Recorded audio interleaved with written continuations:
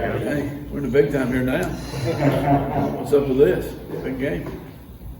If you got questions, just raise your hand. I got it. Coach, we know a lot about SMU being high powered over the years, but 18 points a game they're allowing on defense. So, what have you seen kind of allow them to take that step defensively this year? Yeah, thanks for ruining my lunch right there.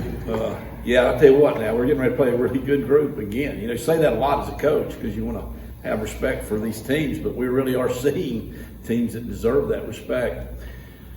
They've done well in the transfer portal. You know, the portal's been good to them. Their NIL game's strong. And they at number 40 has been there for about 3 years, and he's been outstanding the whole time. But now they got a bunch of guys that are just like him up front and linebacker in the secondary. So they're all from some of the predominant big conferences guys, I guess, and they've done well.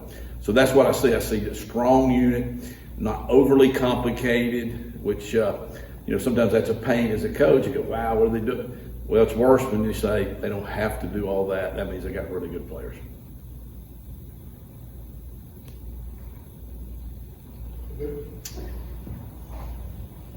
How does going into a game against the offense that they have that is fast and scoring a lot of points, how do you approach a game like that? Well, you know, you know that you've got to find a way to go score points, and that's our issue right now is we're not scoring enough points.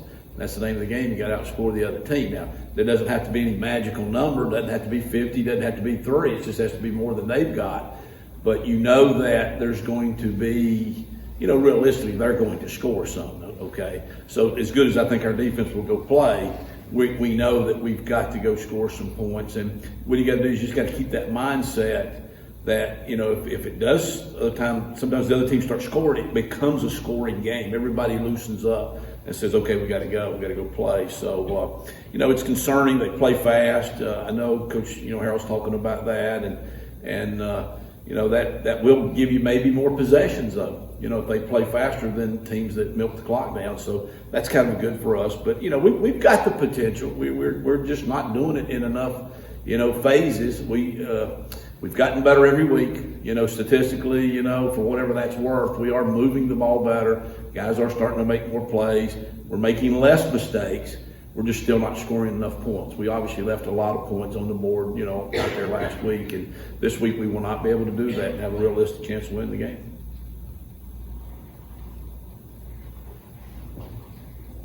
Told you in the middle part of the bye week, so do you feel like y'all kind of accomplished the goals y'all set last week as far as an offense? You know, for the bye week, we did lay out a few things, and we've had good practices, which it does start with that, you know, because again, you know, good practices don't guarantee you're going to play well.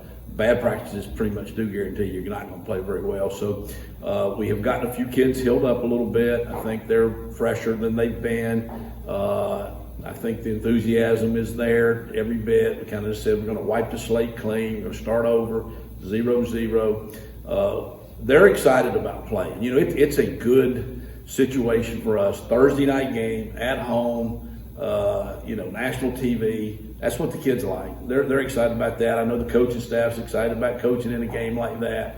It's a game that could get a lot of the bad taste out of your mouth from the beginning of this season. So we are going to shoot our shot. I'm telling you, we're going to shoot our shot. We got nothing to lose. And I'm sure that the student body's going to be ready to go. They got spring break or fall break here to rest up and get back going. It's a night game in Dowdy-Ficklin. So I know that it's hard on the out-of-towners to make the Thursday night games. But I'm pretty confident the Pirate group they'll support pretty good. It'll be loud. And if we just give them something to cheer about, I feel sure they will. I feel like you guys have been pretty successful starting a game, coming out of the second half. I don't know if that's maybe kind of some scripted stuff on offense, but how have you kind of talked about bringing that along throughout the whole game, kind of playing off schedule sometimes?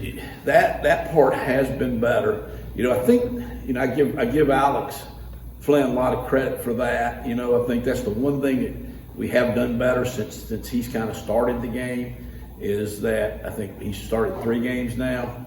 And we've scored on the first drive 2 of the 3, and we scored on the second drive, the one we didn't score on, in that one. So that is something we've always wanted to be. You know, that goes back to the old Bill Walsh stuff about get the lead and make everybody catch up to you, and then you can dictate the way the game goes. We just got to keep scoring more. You know, it's a game where we got to score a bit more.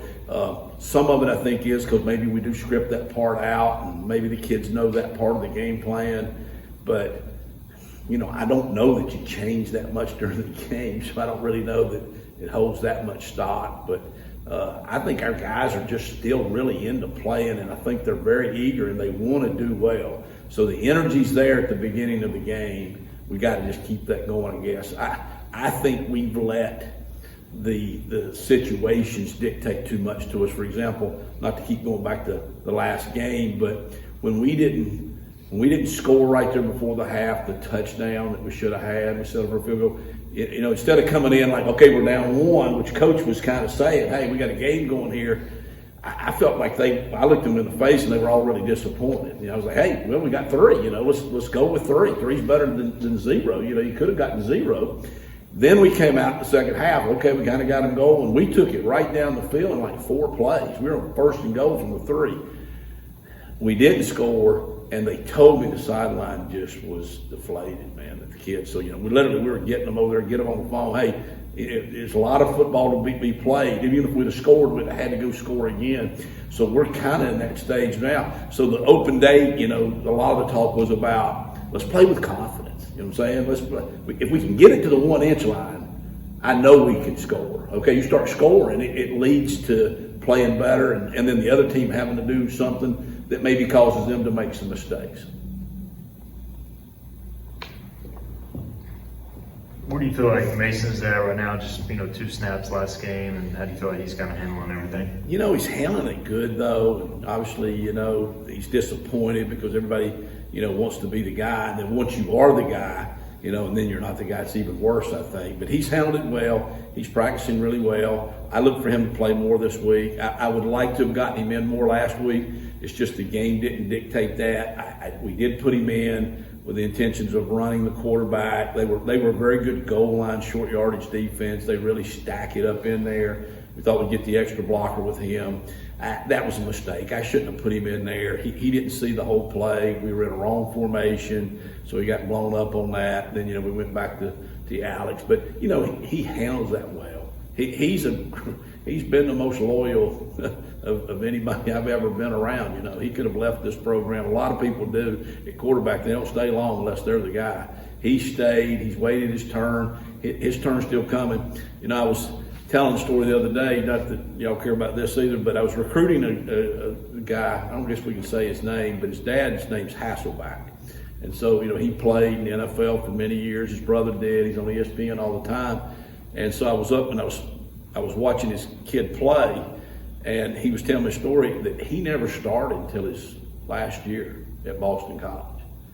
You know, he said, yeah, my wife, she's famous. She was like an All-American lacrosse player with the Olympics, you know, has done all this stuff. Nobody knew who I was. I can't believe she went out with me. You know, I was a nobody. She was the big thing on campus. And I think like, wow, boy, guys don't wait till their senior year to start anymore. Plus the guys that have NFL talent. But, you know, it used to be like that a little bit more before it was all this, well, if I don't get you know, everything I want, I leave. They're changing high schools. They're changing junior highs now, I think. You know, they're changing Pop Warner leagues like that. So Mason's been a great teammate to everybody. He and Flynn have been good friends. They've been in that room as the backups together. They formed a relationship like that.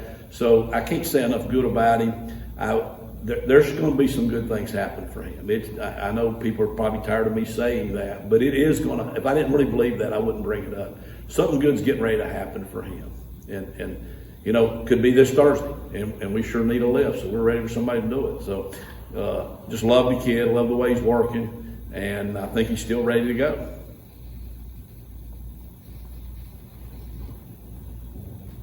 Coach, over the past few games, we've kind of seen Solel.